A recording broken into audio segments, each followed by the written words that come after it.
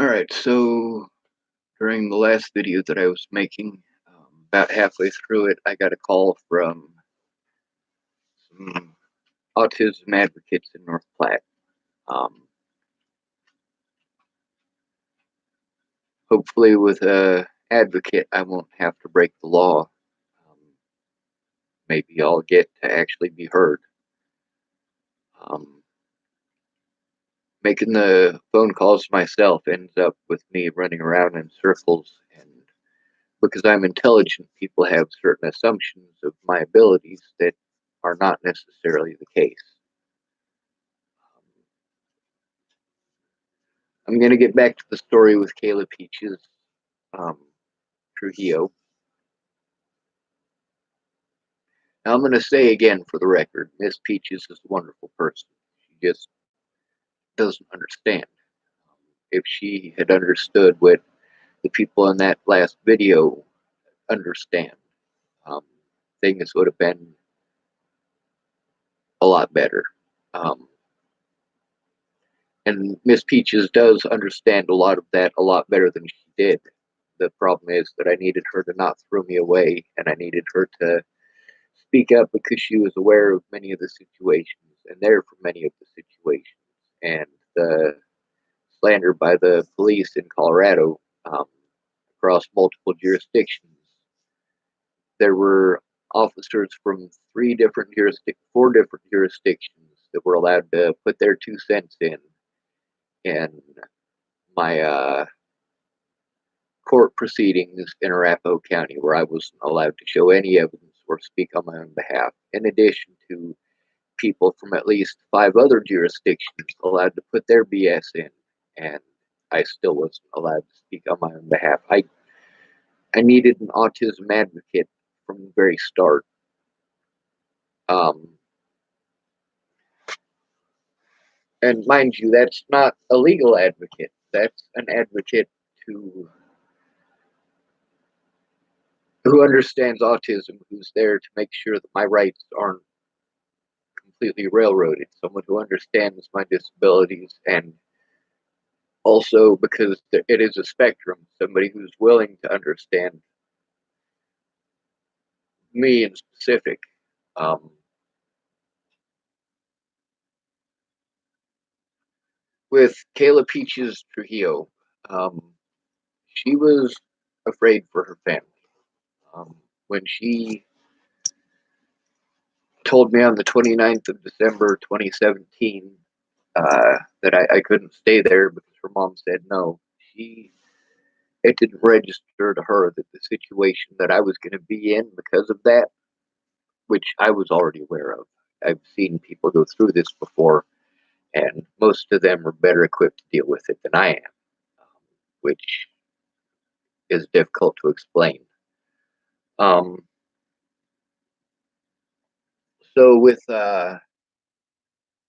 Peaches, the thing is that I needed her to write that stuff down. I needed her to write down the fact that I had gone to her for help repeatedly, and that there were reasons why she wasn't able to help me.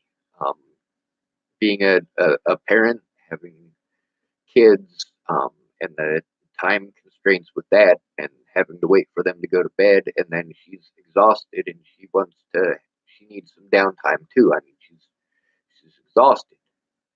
I mean, she's got a job. She's running around like a chicken with her head cut off, and then she's coming home and dealing with her kids, and it's difficult for her to make time. Well, then there was the um, situations that happened after that. She said she was willing to work with me during the day. The problem is that I needed help in person. I needed someone to sit down with me and work on that stuff, and I had to go to Boulder. And she came to Boulder on several occasions to see me. Um, at least 6 occasions after Natalie was killed, she came to Boulder to see me. A couple of them at Todd Ryan Case's house. One of those to help to rescue somebody. Um, she went to one of my court dates with me. She also came and picked me up when I was released from jail to uh, well, to take me and do all the running around that I needed to do. Um, I mean, she really was a lot of help. The problem is that she wasn't documenting any of it, and with me being harassed by the courts and police writing down that nobody was willing to help me and that I wasn't making any effort. That's the thing, is that the whole time I was making effort. The whole time I'm trying to get a hold of Jeff Ritter and Nicole Peralta and uh, Jen Beebe and Kara Heller and um, Nicole Gerald and all of these other people that a lot of them were involved and were aware of the situation. Now, I didn't get to go in depth about everything that was going on with the situation um, with any of them because of time constraints. So with each person, it's getting successively more frustrating for me because I'm having to start over from ground zero with each one of them. And then, I'm having to remember which ones, how far along, I was in explaining it to them. And, you know, it was a very complicated situation. So I needed them to actually listen and to understand what was going on. So with Miss Peaches, I mean, as much running around as she had to do, I was having to do an equal amount, if not more, running around to try to, get these things set up, plus comply with all of the court stuff that they wanted me to jump through, go to all of the meetings with the pre-probation lady, as well as going to court dates on a different day, as well as going to the public pretender's office on a different day, and then going to try to see their investigators on a different day. Each one of those costing about $100 per trip because I'm having to go back to Boulder, Colorado, where I am being threatened and assaulted and having difficulties with the police for numerous years because they hunt homeless people. As the Darren O'Connor thing that I was reading said, it's a 346 to 1 ratio. I mean, we're talking about almost 30 times the ratio of black to white incarceration. We're talking about a big, vast difference. The homeless are the second most victimized people in America. The most victimized are foster kids and former foster kids, um, which most of the homeless are former foster kids. So if that puts it in perspective for you, the most victimized people in America become the most victimized adults. That's because people in authority, first of all, assume your worth based on your living situation, which Amanda Jonas in her writings, I'm living in squalor, I'm living in my vehicle, and she has some snide comments to make about the state of my vehicle at that point in time. And I'm like, I'm overwhelmed because I'm living in this thing, and she's making fun of it on court documents. And that is very much what she was doing. She's trying to present the fact that I'm poor, I'm living in squalor, so therefore I must not be making an effort. Um, and Peaches, with being able to meet with her and her not understanding the situations and the scenario, and me having meltdowns from the abuse that I'm going through and really needing somebody to listen. And she's actually catching guff from it in at least two of those videos.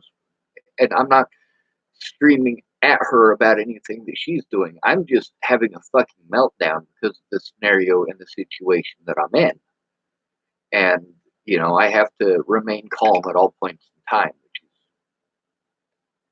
it's difficult to try to normalize for y'all. Try not to do this, or try not to do this with my wrists, or to try to not go, which is actually how they found out I have Tourette's, by the way. And so Kayla was able to give me some rides to places. I mean, like I said, she's a wonderful person. She just didn't understand. And she started to understand. Um, but there's Blaine McCrelius, and he was very much an adjutant. And then there's And he has 5 or 6 different Facebook profiles, by the way. Um, it got to the point where, I literally needed an advocate, and I was hoping that Miss Peaches could be it, but she just didn't have time.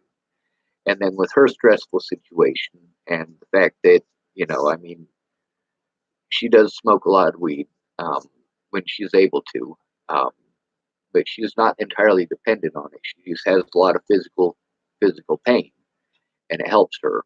Um, the situation that ended up coming from all of that is that she is not as attentive as she possibly could be. For some people, like with me, if I smoke some weed and I'm working on something, I power zone. The rest of the world doesn't exist. This is the only thing that matters. Whatever happens to be in front of me, whatever my special interest is. But also, there's the fact that I hate the feeling of being stoned. I can't say I hate it. It's better than the alternative. At the point where I'm willing to smoke weed, um, it's definitely better than having a meltdown, and that's 100% for sure. Um, but also, it's fast acting. I don't have to take it every day and feel zombified every day and all that. It's just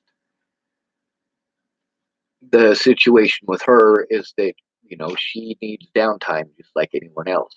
So she's playing her video games on her phone while she's talking to me. She's not as attentive as she could be, um, and you know she says 5 minutes, and then she's been on her phone for an hour and a half playing this game while having an conversation, and then it's time to do something. She's like, oh well, it's 4 o'clock. Yeah, I know it's 4 o'clock. So she was going to go down there with me, and it was a hit and miss situation on multiple occasions. I basically had to only go see her when I had court because otherwise I couldn't afford to go see her. So I would set it up so that I could save money by seeing her on the days that I had court or seeing her on the days that I was going to see my public pretender.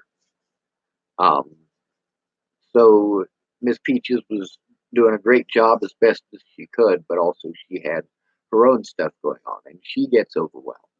Um, and so it got to the point where she was going to go in with me, and we had tried to go in once, and uh, the state patrol wouldn't answer. Um, it was like 5 o'clock at night. And then there was the situations, there was 2 or 3 of them after that where, she was like, all right, well, just set up the appointment and let me know. Um, and I was like, well, I have a free schedule. You let me know what days that you have available so that I can set it up so that you can go in with me. And she wasn't actually able to do that. So I'm super stressed out, and I'm trying to get an appointment set up, and I just can't do it. It's not working out, and I keep getting the runaround. That's part of the reason for needing an advocate. So the situation is getting to a dire point. I've got people threatening my life still. I've got people harassing me still. The police, no matter what jurisdiction I'm in, they're telling me it's not their jurisdiction. And a lot of that stems from the fact that even though the charges were dropped, I've got assaulting a police officer on my arrest record. So police officers are not willing to help me. They're not willing to listen to me, and they're outright making fun of me in most of the situations that I'm encountering. Some of them, they acted nice and just were completely full of shit. So I had a fucking meltdown, and I was here in Chapel, Nebraska, and I was like, you know what? I'm gonna go to Macintosh Dairy, and I'm gonna fucking kill myself. I'm gonna blow my head off, and maybe then they'll take a look at the evidence and they'll realize what fucked up shit they're doing and how Natalie should still be alive. How if they understood and they, instead of triggering me, listened to me, that it would be different. And mind you, the things that trigger me trigger most of the people that I know. Whether they're neurotypical or autistic doesn't matter. These things trigger people. like being falsely accused of stuff, yeah, that triggers people. Um, Me, I'm more forgiving than most. If you admit that you fucked up, then I'll forgive you. If you want to come back and act like nothing happened, I'm gonna forgive you. I'm gonna work together with you. If I'm pissed off at you and you fucking disappear, I'm gonna be scared shitless, and I'm still gonna try to find you so that we can get you somewhere safe. Um, so after doing all this running around and going to all of these court dates and having different people who are not aware of the situation showing up, and Miss Peaches is going to write a report about what she knows, and she just never gets around to it, ever. She never writes it down. Um, I finally had a meltdown, and when I went to Colorado, I was like, you know what? Um, I got Tim Cossack getting a hold of me, and he wants to see me. So I went and saw him for the night. And then after Tim Cossack, I actually made a video on here with, I think it might be on Facebook, with an officer at a McDonald's there. And then Lexi Woods and Selena Maestas, I was in contact with that day. And my phone was running out. I didn't have any way to charge it. My phone charger for my vehicle was missing, and I just fucking, I was having a meltdown. And so my phone died, and I'd seen Selena, and I didn't have enough money to go to all of my court dates, and I still didn't have an advocate. And I went, you know what, fuck it, I am going to kill myself. Lexi Woods, I had been in contact with her, and she had invited me to come stay at her place. And at the last minute, she had let me know that her boyfriend, who, mind you, at this point, she's already asked me to testify in court about the abuse that she's endured from her boyfriend. And although I wasn't there for any of the abuse, she was letting me know about it. So she tells me that her boyfriend's there, and he says no.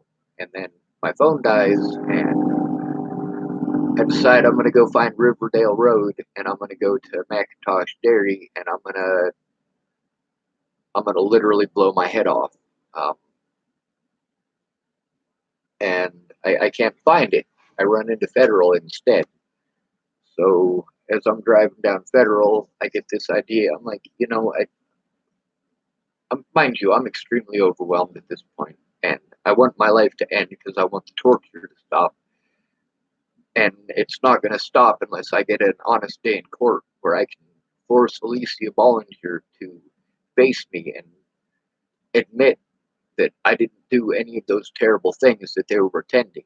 That a lot of that shit that they were writing down was actually her idea, literally her idea. Alicia Ball. Not Alicia and Natalie's, but literally Alicia's. Um, and, to get them to take a look at all of the abuse and all of the head games and the massive number of people that were harassing me and the sheer number of threats against my life and the fact that no police officer would do a goddamn thing about it. Um, so as I'm on my way there, I get this great idea. I'm gonna light a vehicle on fire, a police cruiser, and then I'm gonna go to Nebraska and I'm gonna light the police cruiser on up here on fire, and that will force the police to. It'll force the FBI to get involved and take a look at the situation. Because I've called the FBI multiple times and they've done nothing. I've tried to speak to internal affairs for a lot of these places and they've done absolutely nothing. And I've spoken with the superiors of a lot of these officers and they outright treat me like shit. Um, and I've been through hell and I'm, having to go to meth heads for help and drug dealers for help and alcoholics for help. And they're turning into very volatile situations. I'm having to not have a meltdown with alcoholics, fucking being alcoholics. Um, they're they're volatile. They get to screaming, and I'm not allowed to scream back. I have to just take it.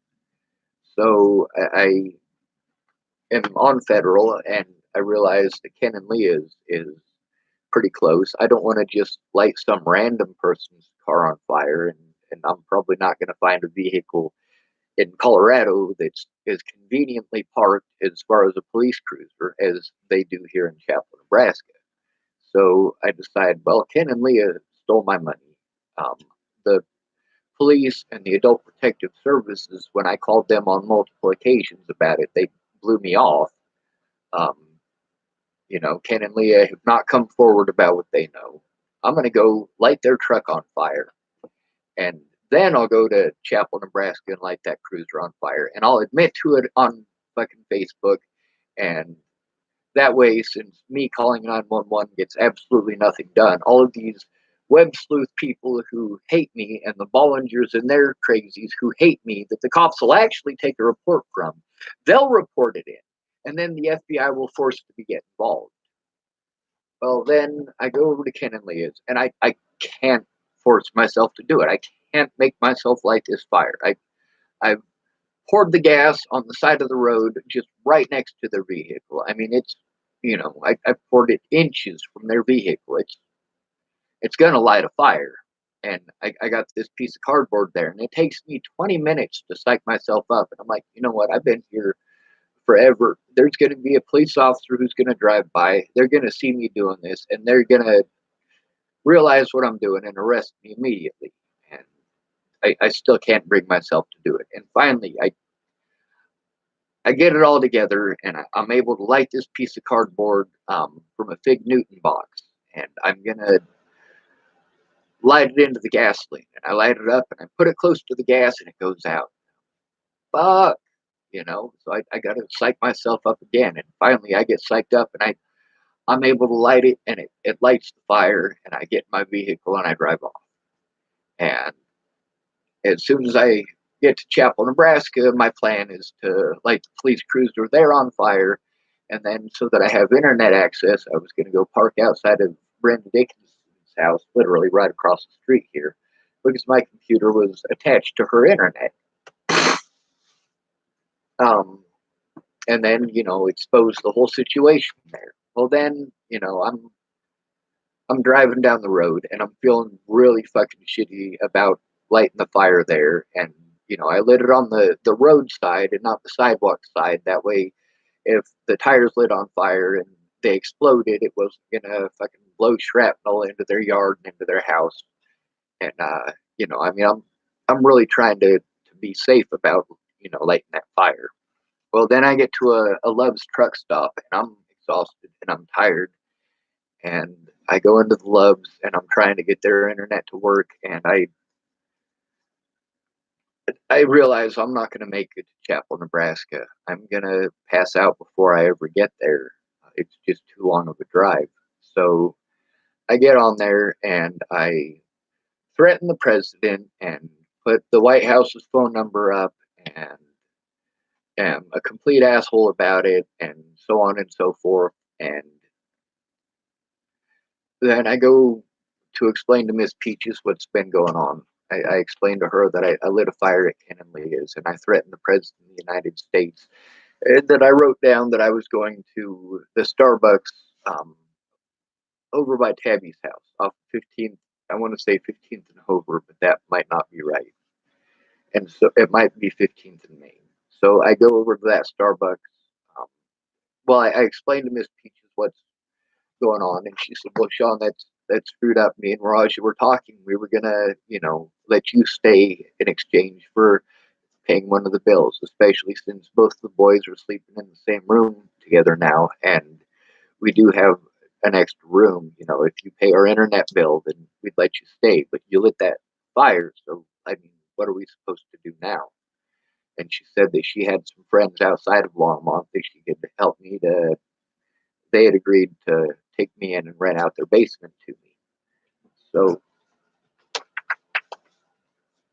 then I go and park at that Starbucks, and the police, they show up like I'm expecting them to. And I explained to them, I'm trying to force you guys to do your jobs. I'm trying to force you guys to have to wear body cameras. And I explained the whole situation to them, which they didn't write down the whole situation. situation. Bonjour.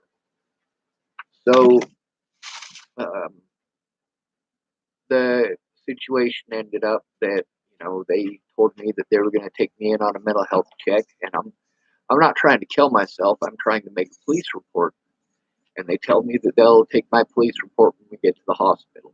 And so we get to the hospital, and they all leave.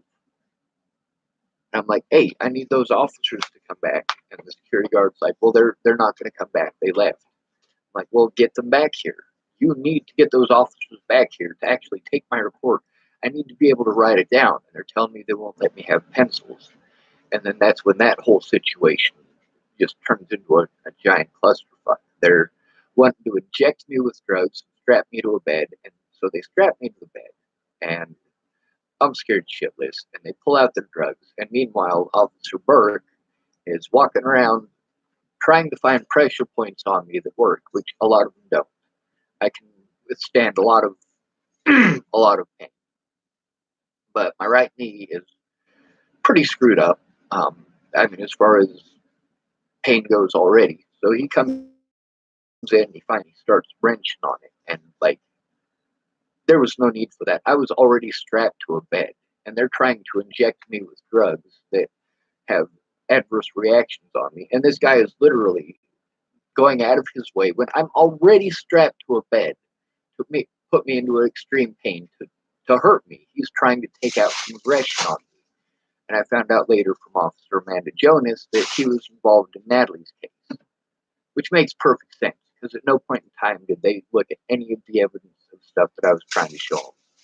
Jai Rogers did see a couple of the threats that I had received from other people, as well as reading the messages between myself and Tim Beeson, which is where we got Joey Moreno's name from. And so Miss Peaches is, telling me that she's going to help me out. They released me from there. They have me served with a protection order, apparently, that I still have never seen.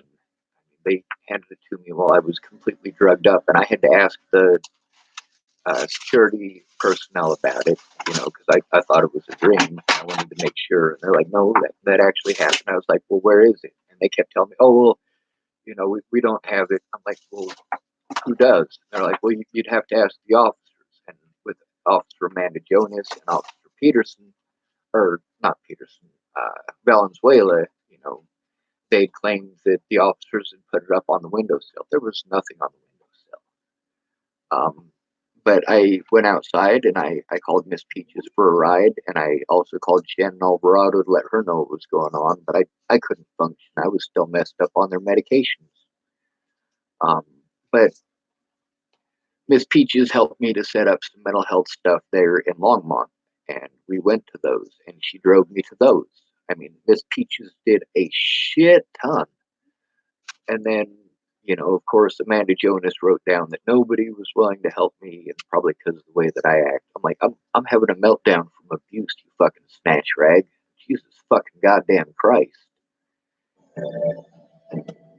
And, sorry about that. Anyway, Miss Peaches needed to come forward about that in court, and she wasn't able to. And I wasn't able to get a hold of her because Manny Hughes' money for the telephone didn't show up, and my public pretender is not showing up at any of my court dates. I'm having a different public pretender for each court proceeding. And I'm like, well, I'm supposed to have Pamela Carty. Why isn't she showing up? Oh, well, she doesn't have to. This is your bond hearing. I'm like, well, I'm having a different person for each bond hearing. And the judge is bringing up stuff that has absolutely nothing to do with this case, according to your guys' guidelines, because I'm not allowed to bring it up, but they can. And that's where me and Miss Peach's problem is that she needed to come forward, and I shouldn't have had to record it. And because the TV is on and I get overwhelmed with two things at once, I'm going to turn off this video. Having some advocates get a hold of me, I needed that when I left Virginia. I needed that, but I'm glad for it now, and we'll hope it gets the ball rolling, because hate breaking the law.